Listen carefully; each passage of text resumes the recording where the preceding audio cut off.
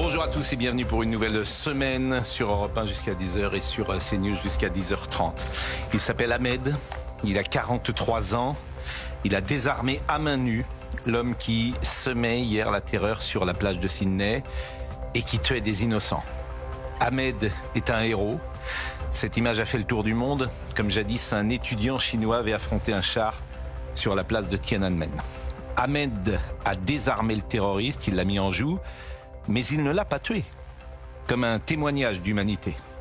Le terroriste mourra quelques minutes plus tard, abattu par les forces de l'ordre australiennes.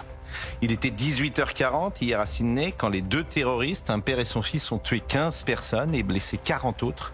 Ils ont choisi ce moment comme une signature. La fin de journée marquait le début de Hanouka, la fête que célèbrent les Juifs.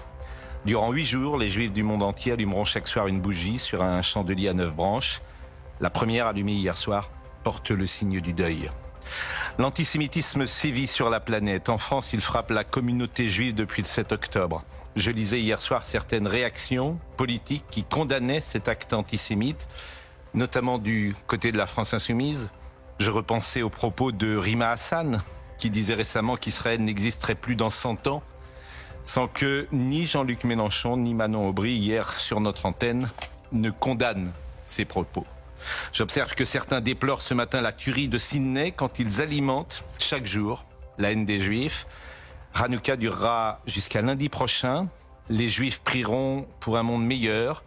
Les Juifs prieront et les hommes de bonne volonté, croyons ou non, les accompagneront dans leur inquiétude, mais aussi dans leur espérance.